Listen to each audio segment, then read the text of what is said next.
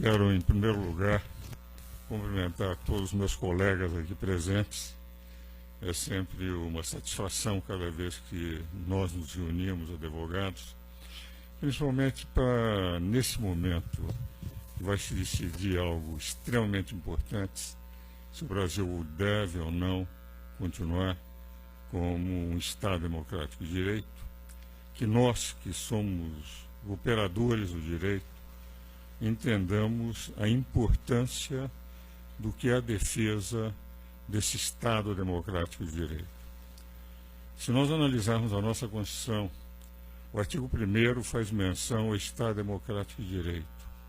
e o artigo 2º, a independência e a harmonia dos poderes. Num, a democracia que o povo pode escolher os seus candidatos, e no outro, que os poderes constituídos devem ser respeitados. Se nós analisarmos o que foi feito nos últimos 13 anos, nós verificamos que não houve democracia. Tinha-se a impressão de que nós estamos votando, mas o que vemos foram os recursos brasileiros irem não só para as contas particulares de muitos dos detentores do poder, mas o que é pior, indo para aqueles regimes ditatoriais da América, através de empréstimos que até hoje não foram pagos e que fortaleciam o chamado Sul-Sul, o mundo subdesenvolvido, o número daqueles países cujas ditaduras não desaparecem nunca. Nós sabemos perfeitamente quantos dos recursos de contribuintes brasileiros foram depositados na mais antiga ditadura da América, que é a ditadura cubana. Quando se falam em repressões violentas, que evidentemente nenhum de nós, como advogados, poderemos admirar no passado, há, entretanto, o apoio dos governos dos últimos 13 anos ao maior ditador e sanguinário ditador da América, que foi Fidel Castro, que matou milhares de pessoas em paredões sem o direito de defesa. E nós, advogados, vivemos em função desse sagrado direito que só existe nas democracias, e que não existe em Cuba, e que existe pouco na Venezuela, e que desaparece na Nicarágua. 3 regimes que a presidente do outro partido declara que deveria ser protegido pelo Brasil. De rigor, o que nós defendemos como advogados, e falo eu como um velho professor de direito, como um advogado provinciano de 60 anos, que efetivamente a nossa grande luta sempre foi para garantir o mais sagrado de direito que existe num país, que é o direito de defesa, que só existe nas democracias, e que se procurava esconder, e que se continua dizendo o seguinte: nós somos democratas, e somos democratas porque nós apoiamos Venezuela, nós emprestamos dinheiro para Cuba, nós somos apoiadores da Ortega e Nicarágua, nós desejamos continuar com todo aquele esquema, sem reconhecer, como acontece na maioria dos países, sem reconhecer que quando se rouba uma nação, quando se assaltam cofres públicos, as autoridades que assim fazem pedem desculpas, vêm a público, são afastados do cenário.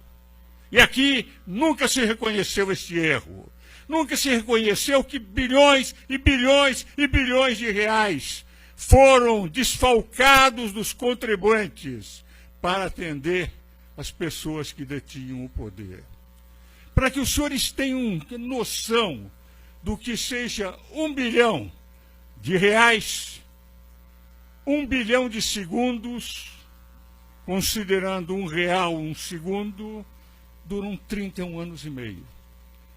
Nós não temos noção, quando falamos em bilhões, do que representam esses valores. Por essa razão, eu que a vida inteira, com 83 anos, sempre lutei pelo direito de defesa, pela democracia, sempre lutei para que nós tivéssemos uma Constituição. Participei de audiências públicas, fui conselheiro da Ordem no período de redemocratização. No período de exceção, tive contra mim instaurado um inquérito policial militar, mas nunca pedi indenização, porque as minhas posições não eram para fazer um negócio bom. Um bom negócio, como aconteceu com as comissões de verdade, em que pessoas ficaram milionárias apenas por terem sido despedidas de emprego, e não como eu, que tive a abertura de um inquérito, que felizmente foi arquivado, porque não havia nenhum motivo para que se o abrisse simplesmente por ser advogado de empresas contrárias ao regime da época. Nunca pedi indenização. Os contribuintes de hoje não têm nada a ver com o passado. E essa é a razão pela qual nós devemos sempre, como advogados, continuar como fizemos naquela época, quando conseguimos a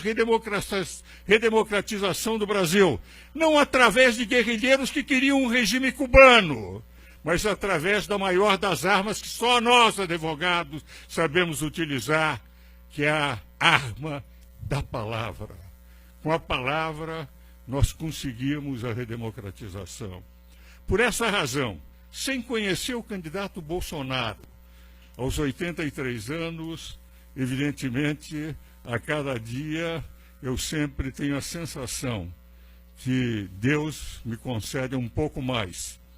E abrindo as páginas dos jornais, cada manhã, se meu nome não estiver no necrológico, eu vou trabalhar. Por essa razão, sem nenhuma intenção senão pensar no bem da minha terra, no bem do meu país, nesta pátria pela qual todos nós advogados lutamos, eu tenho a impressão que não podemos admitir que se volte ao esquema do passado, que o Brasil seja saqueado, e que se considere o saque a verdadeira democracia, que se ataque aspectos isolados, pequenos, sem nunca se tocar no dedo da grande ferida, que o Brasil regrediu em relação ao cenário mundial em 13 anos, que o Brasil foi saqueado, e que são aqueles que saquearam e que nunca reconheceram que fizeram o maior golpe contra uma nação, a maior corrupção da história do mundo, que essas pessoas. E eu não ataco pessoas, critico esquemas, que esses venham a deter novamente o poder no Brasil. Por essa razão, nós, advogados, que lutamos pelo Estado democrático de direito e que não podemos admitir nunca a corrupção como instrumento de governo, como instrumento de poder, vamos aqui, neste ato, assinando este manifesto, declarar que existem brasileiros que pensam no Brasil e apenas no Brasil, e não nos seus interesses pessoais, e que sem nenhuma outra intenção, senão de proteger a pátria, estão aqui assinando como advogados democratas e contra a corrupção a favor de um candidato que se posicionou desde o início pela democracia e contra a corrupção. Muito obrigado.